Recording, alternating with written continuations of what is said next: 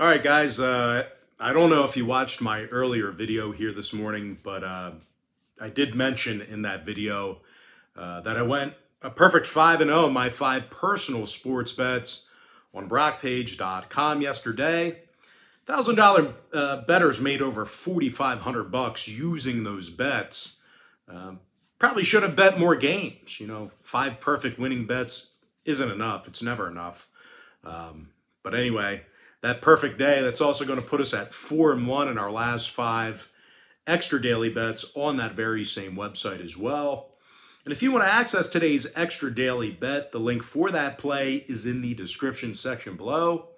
Now, if you have no idea what I'm talking about, I'll explain a little bit more about what the difference is between what I do here on YouTube and what I do on my website at the end of the video. And if you are interested in accessing every single personal bet that I give out on brockpage.com, there is a way you can do that as well, and that's to sign up for my board member tier package bet. Now, we're currently 7-3 in our last 10 board member tier package bets on my website, and that's good for 70% during that span, although I'd rather be 100% to be honest with you. I always say if you're not winning 100% of your bets, it's really not worth doing. But anyway, guys, just remember that board members do get access to every single package that I offer on that webpage every single day, all the way through the end of April. And with that, guys, let's go ahead and dive into some free content. We're going to start off with the Bucks taking on the Pistons, 7 o'clock Eastern tip-off on Friday, April 8th, 2022. Milwaukee's -6 with the total at 228. Now, Milwaukee's gone 23-16 on the road this season, and they also have a winning record against the point spread in those road games. Now, Milwaukee's in the top 5 in the NBA in road scoring, and they're amongst the better offensive rebounding teams in the game. Giannis Antetokounmpo, he's averaging nearly a dozen boards per contest, and he's also scoring over 29.5 points a game. Meanwhile, Chris Middleton, he's scoring over 20 points a night himself, along with 5 rebounds and 5.5 assists. Now, they're taking on a Pistons team who scores just 104 points a game themselves, and they're making only 32% of their three-pointers. When it comes to defensive play in this one, Detroit's currently in the bottom 5 in guarding the field goal. Now, injury-wise, Joseph and Magruder are questionable. Bagley is out. Meanwhile, for Milwaukee on the other side, Grayson Allen is questionable for them. Now, when it comes to the total in this one, 3 out of Detroit's last 4 got over the posted number.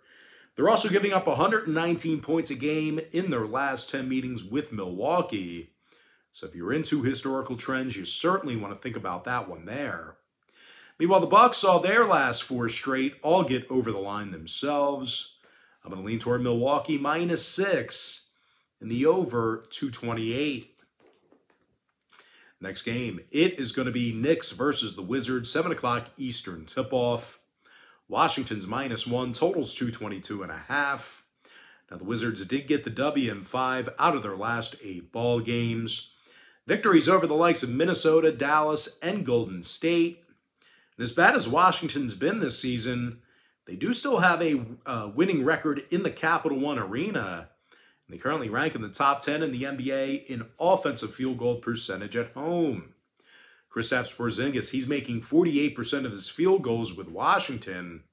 He's also averaging 22 points a game for the Wizards. Meanwhile, KCP scoring over 13 points a game himself, along with 3 boards. Washington currently finds themselves in the top 10 in the league in fourth quarter scoring at home. They're taking on a Knicks team who lost 3 out of their last 4. They also have a losing record on the road. Now, the Knicks' biggest issue is their inability to score. They're currently in the bottom 5 in shooting from the field, and they're averaging only 106 points a game. Now, injury-wise, Randall's still out. Noel and Robinson are out as well. Meanwhile, for Washington on the other side, Kuzma's out. Carey is questionable. Now, total-wise, 5 out of Washington's last 7 got over the posted number. They also went 26-14 to the over in their own building. Meanwhile, New York saw overs recently with the likes of Charlotte, Miami, and Atlanta. I'm going to lean toward Washington -1. over 222.5. Next game, it is going to be Cavs versus the Nets, 7:30 p.m. East. Brooklyn's -7, totals 229. But despite being favored by a couple of baskets, the Nets have actually done a poor job of covering the point spread recently. They failed to cover in 5 out of their last 6 ball games. They're also covering in only 20% of their contests at the Barclays Center. And speaking of playing at home, the Nets do give up an awful lot of points there. Brooklyn's currently in the bottom 10 in the association in points allowed per contest in front of their own fans. And offensively on the other end of the court, the Nets are currently making only 32% of their three-pointers in Brooklyn. Now they're taking on a Cleveland team who's in the top 5 in fewest points allowed per contest themselves. And they also do a real nice job of grabbing defensive rebounds. Now, Kevin Love's bringing down nearly 8 boards a game. And he's also drilling nearly 40% of his three-pointers. He's been pretty good shooting from beyond the arc. Meanwhile, Darius Garland, he leads the club in scoring with over 21.5 points a night. And speaking of offensive production, the Cavs are also in the top 10 in offensive field goal percentage on the road.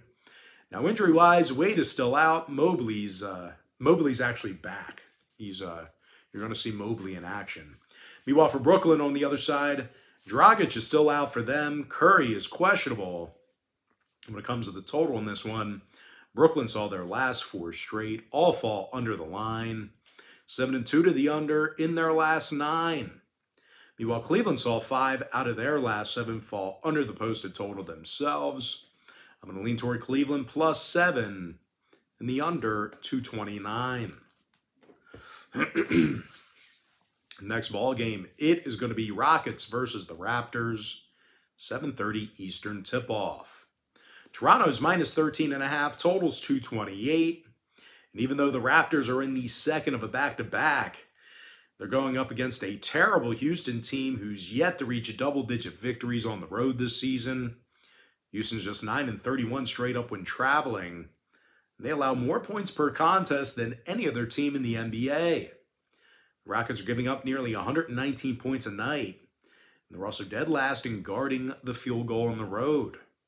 And they're taking on a Toronto team on the other side of things, who's actually in the top 10 in the NBA in fourth quarter scoring. And they're led by Pascal Siakam, who's averaging over 22.5 points a game. Meanwhile, teammate Gary Trent Jr., he's averaging over 18 points a night himself. And he also does a pretty nice job of shooting the 3-ball. Now, when it comes to rebounding the basketball in this one, the Raptors are also in the top 5 in defensive boards. Now, injury-wise, Anunoby and Watanabe are out. Freddie VanVleet, he's listed as questionable. Meanwhile, the Rockets on the other side, they're still going to work without Gordon, Schroeder, and Christian Wood. Now, total-wise, Houston went 60% to the under in their last 10 outings. Meanwhile, Toronto saw 6 out of their last 10 fall under the posted total themselves. I'm going to lean toward Toronto -13.5 and the under 228. Next ball game, it is going to be Hornets versus the Bulls, 8 o'clock Eastern start time. Chicago's -2 with the total at 230. Now, the Bulls have been really good in the United Center this season. They're 27-13 at home this year, and they covered in 63% of those ball games. Now, Chicago's also in the top 3 in the NBA in shooting from the field at home.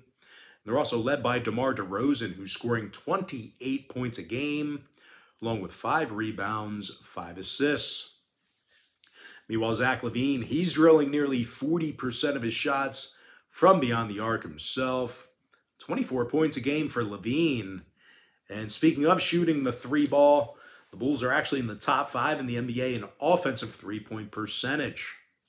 Now, they're taking on a Charlotte team who allows 118 points a game on the road. And they also rank in the bottom 3 in guarding the 3-ball away from their home court.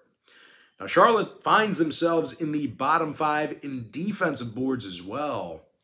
When it comes to the injury report in this one, Hayward is questionable for the Hornets. Meanwhile, for Chicago on the other side, Caruso is questionable. Thomas is out. Now, total-wise, 3 out of Chicago's last 4 got over the line. They also went 60% to the over in their last 10 meetings with Charlotte. Meanwhile, the Hornets on the other side saw 3 out of their last 4 get over the posted total themselves. I'm going to lean towards Chicago -2 in the over 230. Next ball game, it is going to be Hawks versus the Heat, 8 o'clock East. Miami's -2 with the total at 228.5. As good as the Heat's been at home this year, they already got the number 1 seed locked up, and they're covering in just 50% of their contests at the FTX Arena. So the reason why I say that is lack of motivation could play a factor here. They already got that number 1 seed locked up. Really no need to get guys hurt. And I'll tell you this much, even when these guys are fully motivated, this is a ball club who really does not rebound offensively well at all. These guys are currently in the bottom 10 in the NBA in home offensive boards. They're taking on an Atlanta team who won 7 out of their last 9. They failed to cover only twice during that stretch. Now, the Hawks have also been solid with the ball in their hands. They're scoring 114 points a game, and they rank in the top 3 in the NBA in shooting the 3-ball. Trae Young averages over 28 points a game, along with 3 rebounds, 9 assists. Meanwhile, Bogdan Bogdanovic is scoring 14 points a night himself, along with 3 boards, 3 assists. Now, injury-wise, John Collins is still out for the Hawks. Lou Williams is also listed as questionable. Meanwhile, for Miami on the other side of things, Tucker's still out for them. Morris, Dedmon, Highsmith, Martin, Vincent, Enyard, 7. They're all listed as questionable as well. Now, when it comes to the scoring, Miami saw unders recently with the likes of Boston, Sacramento, and New York. Meanwhile, Atlanta on the other side saw their last 3 straight fall under the line themselves. I'm going to lean toward Atlanta +2 and the under 228.5. Next game, it is going to be Blazers versus the Mavericks, 8:30 p.m. Eastern start time. Dallas is -18, totals 221.5. Now, the Mavs won 7 out of their last 9 ball games. They failed to cover only 2 times during that span. The Mavs have also been outstanding in the American Airlines Center. They're 27-12 straight up at home this year. And they lead the entire NBA in defending the 3-ball in their own arena. They're also allowing just 102 points per contest in front of their own fans. Now, scoring-wise, Luka Doncic averages over 28 points a game, along with 9 boards, 8 assists. Meanwhile, Jalen Brunson is averaging over 16 points per contest himself, along with 3 rebounds, 4 assists. Now, they're taking on a Portland team who won only 10 out of 40 road games this year. They're currently in the heart of a 9-game skid. Matter of fact, the Blazers got the W only 2 times since February 16th. And they're allowing nearly 117 points a game on the road. Now, when it comes to the injury report, Watford, Winslow, and Hart, they're all listed as questionable. Meanwhile, for Dallas on the other side of things, Kleba and Pinson are questionable for them. When it comes to the total, Dallas has gone 29-10 to the under as the official home team. Meanwhile, Portland saw their last 3 straight fall under the line themselves. 7-2 to the under in their last 9. I'm going to lean toward Dallas -18. And the under 221.5 in the tight window. Next game, it is going to be Suns versus the Jazz. And that's going to be a 9:30 Eastern start time. Utah is -3, totals 226.5. Now, the Jazz won 3 out of their last 4 ball games. They've been fairly dominant at home. These guys are 29-11 straight up in the Vivint Arena. They average more home points per contest than any other team in the NBA. Donovan Mitchell's averaging 26 points a game, along with 4 rebounds, 5 assists. Meanwhile, Bojan Bogdanovic is scoring over 18 points a game himself. He's also drilling nearly 40% of his shots from downtown. When it comes to rebounding the basketball, Utah's in the top 3 in the NBA in offensive boards per game. They're taking on a Phoenix team who has that #1 seed locked up, and they've actually been resting a lot of players down the home stretch here. Matter of fact, the Suns failed to cover in 4 out of their last 5 ball games, and they got the W only twice during that stretch. Now, injury-wise, Paul, Crowder, Booker, and Ayton, they could all potentially sit this one out here again tonight. Meanwhile, for Utah on the other side of things, Forrest is the only one listed as out for them as of now. Now, total-wise, 4 out of Utah's last 5 got over the line. They also went 60% to the over in their last 10 meetings with the Suns. So once again, if you're into historical trends, plenty of overs to go around. Meanwhile, Phoenix saw overs recently with the likes of Memphis, Denver, and Minnesota. I'm going to lean toward Utah -3.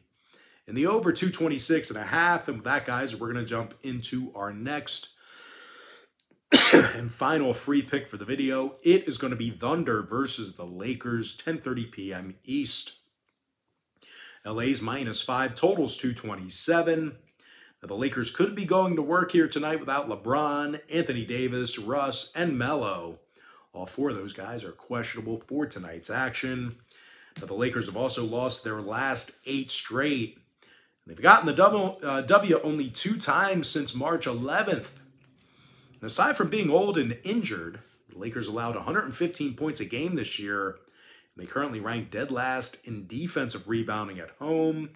They're taking on a Thunder team who went 9-3 against the spread in their last dozen ball games. And they actually did an incredible job covering the point spread on the road this year. OKC went 27-12 against the spread in their travels. And that's good for over 69% in that category. When it comes to head-to-head meetings between these 2 squads, Oklahoma City went 7-3 against the spread in their last 10 meetings with Los Angeles. Now, injury-wise, Mann and Williams are out for OKC. When it comes to the total in this one, Oklahoma City saw overs recently with the likes of Utah, Atlanta, and Orlando. Meanwhile, LA went 70% to the over in their last 10 themselves. I'm going to lean toward the Oklahoma City Thunder +5. In the over 227, and with that, guys, we're going to jump into our quick pick recap. Powered to you by my website at brockpage.com. We are currently 7-3 in our last 10 board member tier package bets. I like Milwaukee -6 over 228. Washington -1 over 222.5. Cleveland +7 under 229. Toronto -13.5 under 228. Chicago -2 over 230. Atlanta +2 under 228.5. Dallas -18 under 221 and a hook. Utah -3 over 226.5. And before I give you my next and final free pick for the video, one final reminder that we are also 4-1 in our last 5 extra daily bets on brockpage.com. I'm going to lean toward OKC +5. In the over 227, and with that, guys, that's going to do it for me. Don't forget to check me out on brockpage.com. Now, if you guys do end up getting a membership here today on my website, just keep in mind, you're going to get billed the day you sign up and then the first of every month following that.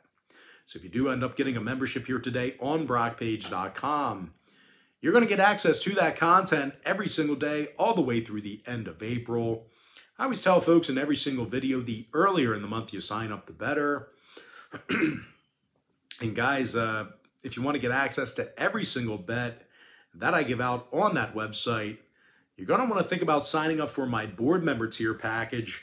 Not only are you going to get access to the board member tier bet itself, you're actually going to get access to every single bet that I give out on that website all the way through the end of April.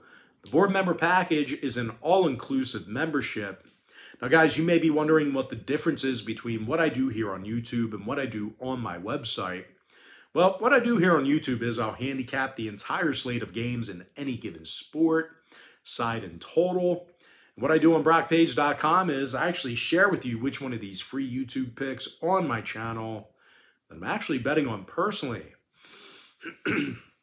But most importantly, guys, gotta thank you for joining me right here on YouTube. Really hope you enjoyed all this great free content, all this great free information. With that said, guys, happy Friday to you. Best of luck to you. And I look forward to seeing you later on today on my website at brockpage.com.